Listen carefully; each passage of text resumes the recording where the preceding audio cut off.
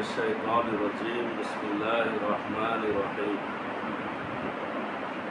ما سمعنا بهذا في الملة الآخرة আমরা এমন কথা নিকট অতীতের ধর্মাদর্শেও শুনিনি। ইন হাযা ইল্লা ইখতিলাক, এটা এক মন গড়া উক্তি মাত্র। আউনজিলা আলাইহি যিকরু মিন বাইনিনা, আমাদের মধ্য থেকে কি তারই উপর জিকির অবতীর্ণ হলো? বাল হুম ফি শাক্কিম মিন যিকরি, প্রকৃত পক্ষে তারা আমার জিকিরে সন্দিহান। বাল লাম্মা ইয়াযুকু আযাব, তারা এখনো আমাদের শাস্তি আস্বাদন করেনি। আম ইনদাহুম খাযাইন রাহমাতি রাব্বিকাল আজিজিল ওয়াহ্হাব, নাকি তাদের নিকট তোমার প্রতিপালকের অনুগ্রহের ভান্ডার আছে, যিনি মহা প্রতাপশালী ও মহান দাতা। আম লাহুম মুলকুস সামাওয়াতি ওয়াল আরদি ওয়া মা বাইনাহুমা, তাদের কি কর্তৃত্ব আছে আকাশমণ্ডলীয় পৃথিবী এবং এর দুয়ের মধ্যবর্তী সব কিছুর ওপর। ফালিয়ারতাফু ফিল আসবাব, যদি থাকে তবে তারা সিঁড়ি বেয়ে আরোহণ করুক। জুনদুম মা হুনালিকা মাহজুমুম মিনাল আহজাব, বহু দলের যে বাহিনী হোক সেখানে তারা পরাজিত হবে। কাযযাবাত ক্বাবলাহুম কওমু নূহিন ওয়া আদু ওয়া ফিরআউন যুল আওতাদ, এদের পূর্বেও রাসূলদেরকে অস্বীকার করেছিল নূহের সম্প্রদায়, আদ ও বহু শিবিরের অধিপতি ফিরআউন। ওয়া সামুদ ওয়া কওমু লূত ওয়া আসহাবুল আইকা, আর সামুদ লূত সম্প্রদায় ও আইকার অধিবাসীরা। উলাইকাল আহজাব, তারা ছিল একটি বিশাল বাহিনী। ইন কুল্লুন ইল্লা কাযযাবা রাসূল ফাহাক্কা ইকাব, নিশ্চয় তাদের প্রত্যেকেই রাসূলগণকে মিথ্যাবাদী বলেছিল, ফলে তাদের ক্ষেত্রে আমাদের শাস্তি যৌক্তিক হয়েছিল। আমা ইয়ানজুরু হাউলাই ইল্লা সাইহাতান ওয়াহিদাতাম মা লাহা মিন ফাওয়াক, আর তারা অপেক্ষা করছে একটি মাত্র প্রচণ্ড শব্দের, যার কোনো বিলম্ব হবে না। আকালু রব্বানা আজ্জিল লানা কিত্তানা ক্বাবলা ইয়াউমিল হিসাব, আর তারা বলে, হে আমাদের প্রতিপালক, বিচারের পূর্বেই আমাদের প্রাপ্য শাস্তি আমাদের দিয়ে দাও। ইসবির আলা মা ইয়াকুলুনা ওয়াজকুর আবদানা দাউদা যাল আইব, তারা যা বলে তাতে তুমি ধৈর্য ধারণ করো এবং স্মরণ করো আমাদের শক্তিশালী বান্দা দাউদের কথা। ইন্নাহু আওয়াব, নিশ্চয় সে ছিল আমাদের অভিমুখী। ইন্না সাখখারানাল জিবালা মাহু ইউসাব্বিহনা বিল আসিয়্যি ওয়াল ইসরা, নিশ্চয় আমরা নিয়োজিত করেছিলাম পর্বতমালাকে যেন তারা সকাল সন্ধ্যায় তার সাথে আমার পবিত্রতা ঘোষণা করে। অত-তয়রা মাহসুরা, আর সমবেত পাখিদেরকে। কুল্লাল্লাহু আওয়াব, সবাই ছিল তার অভিমুখী। আশাদাদনা মুলকাহু আতাইনাহুল হিকমাতা ওয়া ফাসলাল খিতাব, আর আমরা তার রাজ্যকে সুদৃঢ় করেছিলাম এবং তাকে দিয়েছিলাম প্রজ্ঞা ও ফয়সালাকারী বাগ্মিতা। আজকে আমরা সূরা সোয়াদ 7 নম্বর আয়াত থেকে 20 নম্বর আয়াত আমরা পড়লাম। শেষের দিকে দাউদ নবীর কথা শুনলেন, আর শুরুর দিকে যে কথাগুলো সেগুলো গতকাল যারা আলোচনা শুনেছিলেন তার ধারাবাহিকতা, অর্থাৎ মক্কার কাফের মুশরিকরা ওলীদ ইবনে মুগীরার নেতৃত্বে 25 জন নেতৃস্থানীয় ব্যক্তি আবু তালেব বিছানাগত এই অবস্থাতে ফয়সালা করার জন্য গেল। ফয়সালাটা কি ছিল? যে আমরা আমাদের ধর্ম পালন করব, মূর্তি পূজা করব, মুহাম্মদের বিরুদ্ধে কোনো কথা না বলে, এবং কাউকে যেন আমাদের ধর্ম থেকে সরাইয়া না নেয়, আর আমরা মুহাম্মদকে কোনো ডিস্টার্ব করব না। আল্লাহ রসুল হযরত মুহাম্মদ সাল্লাল্লাহু আলাইহি ওয়াসাল্লাম তার চাচা যখন এই কথা শুনে আল্লাহ রসুলকে বললেন যে ভাইস্তে, এই ফয়সালা তোমার মুরব্বীরা নিয়ে এসেছে, তোমার মতামত কি? আল্লাহ রসুল বললেন যে আমি তো এর থেকে ভালো প্রস্তাব তাদেরকে দিয়েছি। যে কি? যে তারা আরবের নেতা হয়ে যাবে এবং অনারব যারা আছে তারা সবাই তাদেরকে খাজনা দিয়ে, কর দিয়ে চলবে, ট্যাক্স দিয়ে চলবে। মক্কার নেতারা তো খুব খুশি, এত সুন্দর কথা, বলো বাবা কি শর্ত তোমার মানতে হবে, আমরা নেতা হবে। আল্লাহ রসুল বললেন যে বুদ্ধি একটাই, তোমরা স্বীকার করে নাও লা ইলাহা ইল্লাল্লাহ। এই কথা বলার সাথে সাথে তাদের মধ্যে আবার আগুন জ্বলে গেল, এটা মানবে না।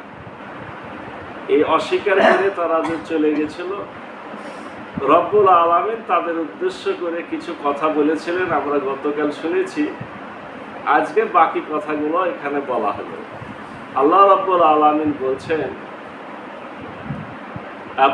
তারা বলছে, বের হয়ে গেল রাস্তাতে, তারা বলল যে আমরা মুহাম্মদ আমরাকে কি করছে, মুহাম্মদ আমরাকে প্রতারণা করছে, মুহাম্মদের কথা শোনা যাবে না, আমাদের নিজেদের পূজা আমরা নিজেরাই করব। এবং তারা আরো কি বলল যে আমরা এমন কথা নিকট অতীতের ধর্মাদর্শ শুনিনি, এটা এক মন গড়া উক্তি। মুহাম্মদ যা বলছে যে আল্লাহ ছাড়া আর কাউকে মানা যাবে না, এক আল্লাহকে মানতে হবে, এই কথা আমরা কোনো ধর্মে শুনিনি, এটা মুহাম্মদের মন গড়া।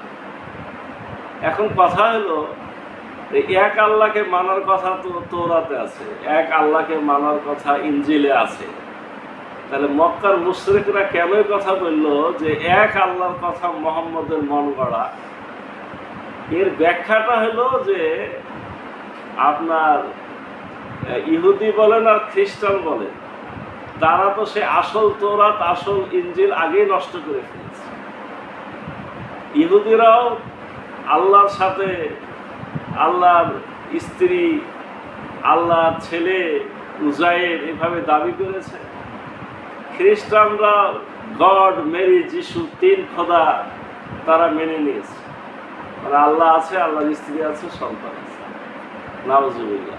আর অন্যান্য তো আছে, শুধুই মাত্র একজনকে মানতে হবে কথা শুধু ইসলাম যেহেতু বলেছে, এই কথাটা তারা বুঝতে চাচ্ছে যে আমরা কেন, কোনো ধর্মেই তো এটা নাই যে একজনকে মানতে হবে। এটা হলো তখনকার বিকৃত ধর্মের শিক্ষা থেকে তারা এই কথাটা বলেছে। তারা আর কি বললো, আমাদের মধ্য থেকে কি তার উপরই জিকির অবতীর্ণ হলো, যে কোরআন নাজিল হলো, মেনে নিলাম আল্লাহর কিতাব, এটা কি তার কাছে নাজিল হতে হবে? আবু তালেবের একজন এতিম বালক আবু তালেবের কাছে লালিত পালিত হয়, যার বাপ নাই, তার উপরে নাজিল হতে হবে? আমাদের মধ্যে কি বড় নেতা নাই? অর্থাৎ তারা বোঝাতে চাচ্ছে যে 25 জন গেছে, তাদের মধ্যে প্রধান নেতা ছিল ওলীদ ইবনে মুগীরা। তাদের মনের কথা হলো যে নবী যদি করতে হয়, আল্লাহকে আমাকে দেখতে পাইনি, আমাকে নবী করত। ওলীদ ইবনে মুগীরা এবং আপনার তায়েফের একজন উরওয়া ইবনে মাসউদ, তায়েফের প্রধান নেতা ছিল উরওয়া ইবনে মাসউদ। এখানে প্রধান বলতে তো আমরা জানি যে মক্কা আবু জেহেল ছিল। আবু জেহেল ছিল যুদ্ধের নেতা, মানে রাজনৈতিক নেতা। কিন্তু আপনার ওলীদ ইবনে মুগিরা ছিল ধন সম্পদ, টাকা পয়সা, সন্তান সন্ততি, মানে ওই আবু জেহেলদেরও কিছু করার ছিল না আপনার ওলীদ ইবনে মুগিরা ছাড়া। মানে তাকে সম্মান করেই কাজ করতে হতো। প্রভাবশালী নেতা ছিল ওলীদ ইবনে মুগিরা মক্কায়। আর আপনার তায়েফে ছিল উরওয়া ইবনে মাসউদ, ওখানকার সর্বশ্রেষ্ঠ ধনী। এদের কথা হলো যে আল্লাহ যদি নবুয়তি দেয়, কোরআন নাজিল করে, তাহলে আমাদের মধ্যে কাউকে দিত, মোহাম্মদকে এতিমকে কেন দিত? এই কথাটাই তারা বলছে যে তাকেই নাজিল করতে হবে, তারই ওপরে কোরআন। আল্লাহ এবার জবাব দিচ্ছেন, প্রকৃত পক্ষে তারা আমার জিকির এই কোরআনের সন্দিহান। আল্লাহ এবার জবাব দিচ্ছেন যে আসলে তারা কোরআনটাকে মানছে না, তারা কোরআনের উপর সন্দেহ করছে, তারা এখনো আমাদের শাস্তি আস্বাদন করেনি। যেহেতু আমি কোনো শাস্তি দিচ্ছি না, ছাড় দিয়ে চলেছি, এজন্য তারা এরকম করার সুযোগ পাচ্ছে। একই কথা আমাদের জন্য, আমরা নামাজ পড়ি না, রোজা করি না, উল্টাপাল্টা বকি, গান বাজনার আসরে যাই, তাড়ি মদ খাওয়া দেখেও কিছু মনে করি না। আপনার সুযোগ পেলে হিন্দুদের পূজার কাছে যেয়ে দাঁড়িয়ে গান শুনি। আমাদের মধ্যে মুসলমানের নামের অনেক লোক আছে না? একই ঘটনা, আমাদের উপরও তো শাস্তি আসে না।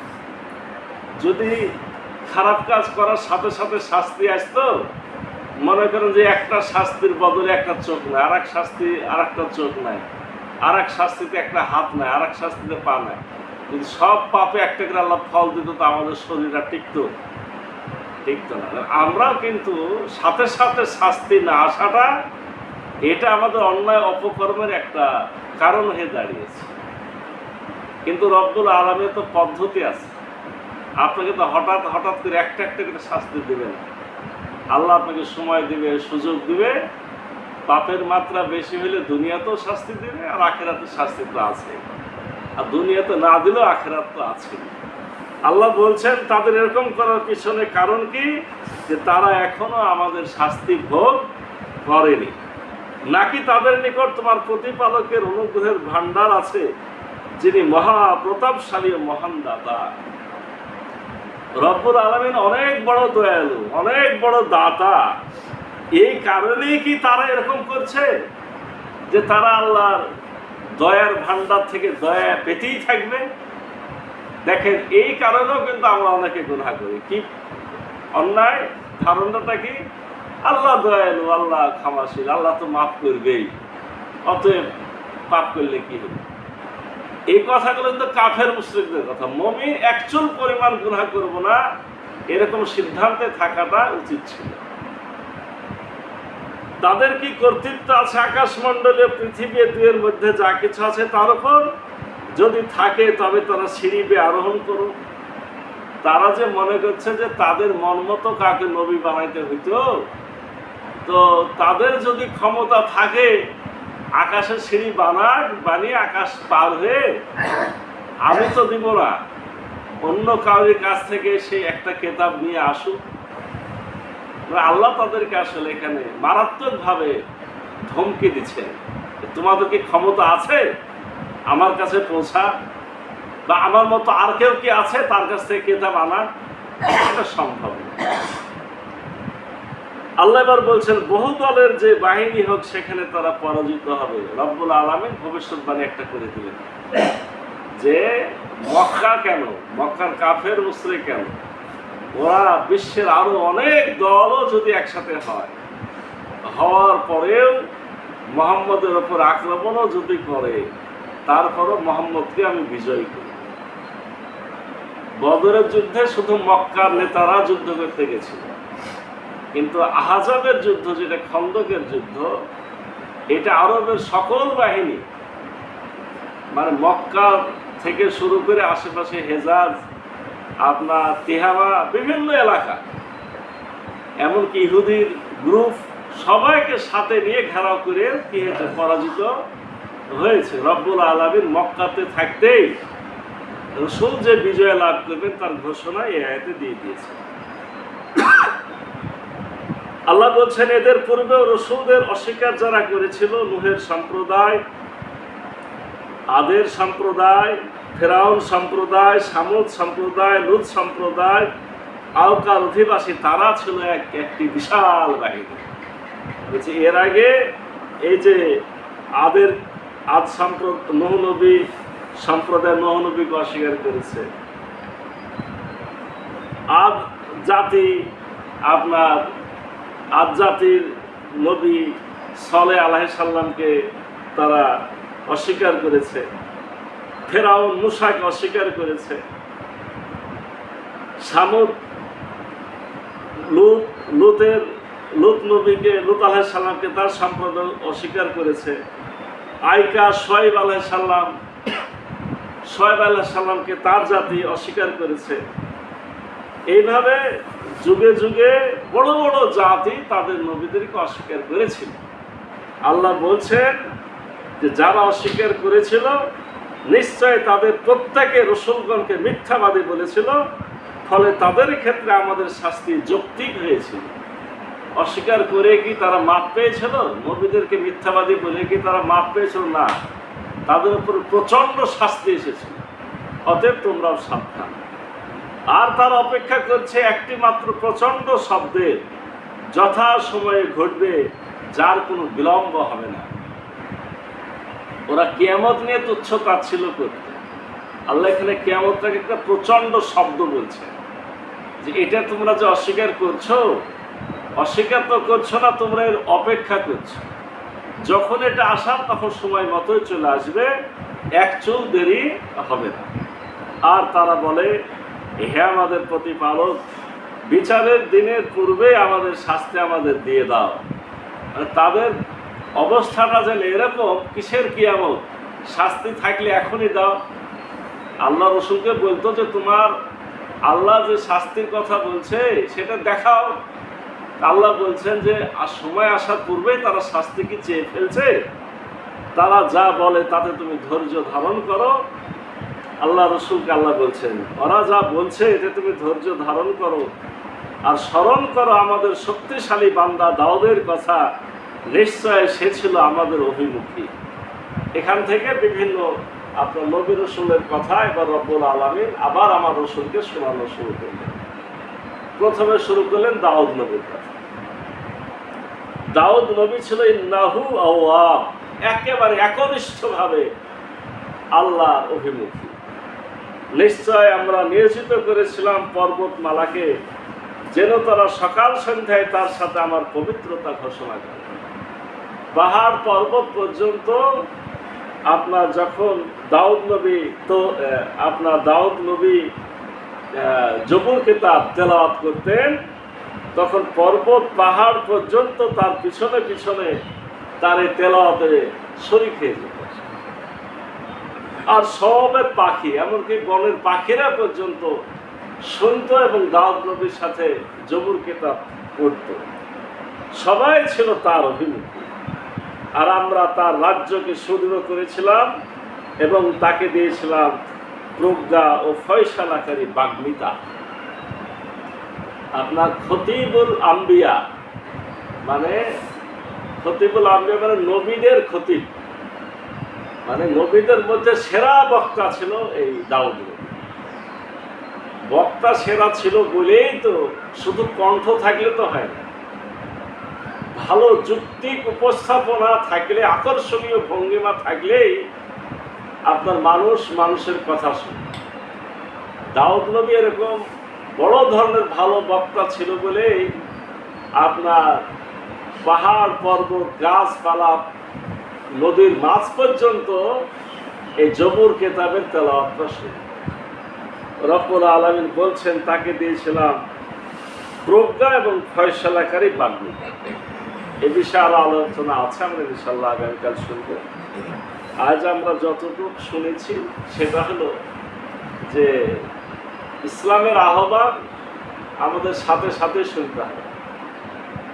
আমাদের মধ্যে শয়তানের একটা প্রতারণা হলো যে রব্বুল আলামিন ক্ষমাশীল, রব্বুল আলামিন দয়াশীল, আমাদের মাফ করে দিবে, এই আশায় পড়ে আমরা কিন্তু পাপ করি না।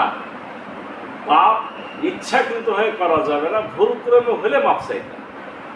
আল্লাহ যেন এই শিক্ষাটা আমাদের গ্রহণ করার, এবং যুগে যুগে জালেম সম্প্রদায় যারা ধ্বংস হয়েছে, ওরকম সম্প্রদায়ের এখনও যদি আবির্ভাব ঘটে, আমরা যেন কোনো জালেমের পক্ষ না নিয়ে আমরা কোরআনের পক্ষ গ্রহণ করি। রব্বুল আলামিন সে তৌফিক আমাদের দান করুন। সকলে মিলে আল্লাহুম্মা